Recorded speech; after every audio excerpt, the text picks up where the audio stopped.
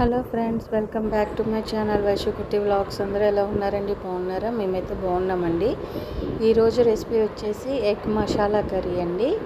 మనం ఎప్పుడు చేసుకునే రొటీన్ ఎగ్ కర్రీ కాకుండా ఒక్కసారి ఈ విధంగా కూడా ట్రై చేయండి. ఎంతో టేస్టీగా ఉండే ఎగ్ మసాలా కర్రీ మీకు నచ్చుతుందండి. మీరు కూడా ట్రై చేసి ఎలా వచ్చిందో నాకు కామెంట్ సెక్షన్లో చెప్పండి. ఇంకెందుకు ఆలస్యం ఇంగ్రీడియంట్స్లోకి వెళ్ళిపోదామండి. ఎగ్స్ కర్రీకి ముందుగా మనం ఎగ్స్ తీసుకుని బాయిల్ చేసుకోవాలండి. ఈ బాయిల్ అయ్యేలోపు నేను ఇక్కడ ఒక 5 స్పూన్స్ పెరుగు తీసుకున్నానండి. ఇందులోకి సరిపడేట్టుగా 2 స్పూన్ల కారం, 1 స్పూన్ ధనియా పౌడర్, 1 స్పూన్ జీలకర్ర పౌడర్, టేస్ట్కి సరిపడిన సాల్ట్, కొంచెం పసుపు, కొంచెం మసాలా పౌడర్, ఇవన్నిటిని తీసుకుని పెరుగులో చక్కగా మిక్స్ అయిపోయేలా కలుపుకోవాలండి. మనకి ఎగ్ మసాలా కర్రీకి మెయిన్గా కావాల్సిన ఇంగ్రీడియంట్ ఇదేనండి. సో చక్కగా మిక్స్ అయిపోయేలా మంచిగా కలుపుకోవాలండి, పేస్ట్ లాగా. ఇదిగోండి, ఈ విధంగా కలుపుకోవాలండి. దీన్ని పక్కన పెట్టేసుకోండి. ఇప్పుడు ఒక మీడియం సైజ్ 3 ఉల్లిపాయలు, అలాగే పెద్ద సైజ్ టమాటాలు ఒక 3 తీసుకున్నానండి. వీటిని చక్కగా పేస్ట్లా చేసుకోవాలండి. ఇదిగోండి, ఈ విధంగా పేస్ట్లా చేసేసుకోవాలి. ఇప్పుడు మనం స్టవ్ మీద ప్యాన్ పెట్టుకుని ఒక 5 స్పూన్స్ వరకు ఆయిల్ని యాడ్ చేసుకున్నానండి. ఆయిల్ హీట్ అయ్యాక ఇందులో కొంచెం చిటికెడు పసుపు,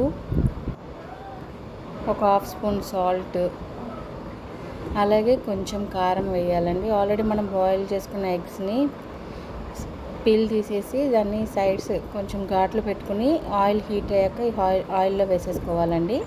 మనకి ఇక్కడ ఎగ్స్ ఫ్రై అయ్యేలోపు మనం ఆల్రెడీ ఇందాట్లో పెరుగు మిశ్రమాన్ని పెట్టుకున్నాం కదండి, చక్కగా మిక్స్ చేసుకుని దీంట్లో 1 స్పూన్ అల్లం వెల్లుల్లి పేస్ట్ వేసుకోవాలండి. ఇప్పుడు ఒక్కసారి అల్లం వెల్లుల్లి పేస్ట్ కూడా నీట్గా దీంట్లో మిక్స్ అయిపోయేలా కలిపేసుకోవాలండి. ఇదిగోండి, ఇక్కడైతే మనకు ఎగ్స్ చక్కగా ఫ్రై అయిపోయినాయి కదా. ఇప్పుడు ఆల్రెడీ మనం తీసుకున్న ఆయిల్లోనే ఒక 2 పలవాకులు, ఒక చిన్న చెక్క ముక్క, అలాగే ఇలాచి, ఒక 2 లవంగాలు వేసి మనం వేసుకున్న పేస్ట్ ఏదైతే మనం మిక్స్ చేసుకుని పెట్టుకున్నాం కదండి పెరుగు మిశ్రమాన్ని, దాన్ని వేసేసి చక్కగా లో ఫ్లేమ్లో పెట్టుకుని ఆయిల్ పైకి తేలే వరకు చక్కగా కలుపుకోవాలండి.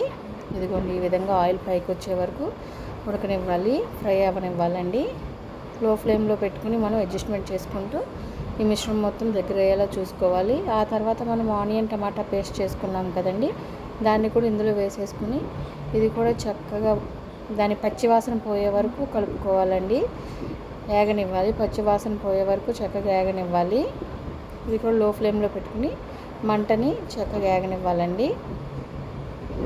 మూత పెట్టేసుకుని ఒక 10 మినిట్స్ ఏగనివ్వాలి. ఆ తర్వాత కొంచెం చింతపండు గుజ్జును కలుపుకోవాలండి. ఇదిగోండి, ఈ విధంగా ఆయిల్ అంతా పైకి వచ్చింది చూసారా. ఇందులోకి ఇప్పుడు మనం కొంచెం ఆయిల్ పైకి వచ్చి మనం వేసిన పేస్ట్ అనేది దగ్గర అయినప్పుడు మనం తీసుకున్న ఎగ్స్ ఏవైతే ఉన్నాయో వాటిని ఇందులో వేసేసుకోవాలండి. కొంచెం వాటర్ని యాడ్ చేసుకోండి. ఒక చిన్న టీ గ్లాస్ వాటర్ని యాడ్ చేసుకుని లో ఫ్లేమ్ మీద ఒక 10 మినిట్స్ ఉడకనిచ్చాక కొంచెం కసూరి మేతిని లాస్ట్లో యాడ్ చేసుకోవాలండి. అలాగే కొంచెం కొత్తిమీరని కూడా యాడ్ చేసుకోవాలి.